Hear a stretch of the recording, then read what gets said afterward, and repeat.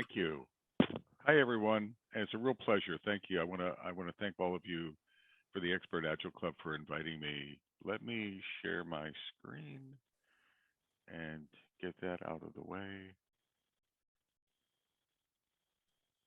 and make sure that you should be able to see a full screen now, I hope. Yes? Yes, we can. Cool. So everyone, thanks for having me. And I want to share a little bit about some ideas I have, and I've had them running around my brain for a few years uh, about product ownership and a model that I call like the four quadrants of product ownership. So hopefully you resonate with them. Uh, I had a wonderful introduction, so there's nothing else to talk about except that I'm a proud collector of potato heads. And my favorite potato head is the potato head in the corner called Darth Tater. So I just wanted to share a little bit of personal. You get to know me personally. I know that's strange, but we'll move on. Um, Product ownership. I want you to think about it. Why quadrants? Uh, Product ownership is it's misunderstood, as the write up talked about. I think it's a misunderstood role. Still to this day, after 25 years, I think there's still role confusion about it. I, I I still with clients talk about what's the focus of the product owner. Is it towards the team, and that's what I mean by inward, or is it towards the customer and towards stakeholder, and that's what I mean by outward. Is it which way is it? I get that question a lot. I don't think there's one unidirection. I think it has to be situational, but a good product owner has to feed in both directions. I think. Is it a full-time role?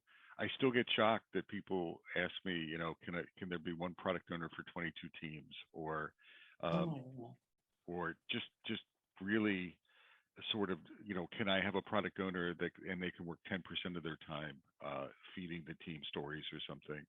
And it boggles my mind because I understand how rich and deep and broad the role is. Uh, Part of the quadrants is to explain that to stakeholders, to understand it's a non-trivial role, and it's a crucial role. It's what's driving business value into the team, or it's what's feeding business value into the team. Uh, I think that in the quadrants, one of the reasons I talk about them is it's easy to lose your balance, like focus one area and you can starve another area.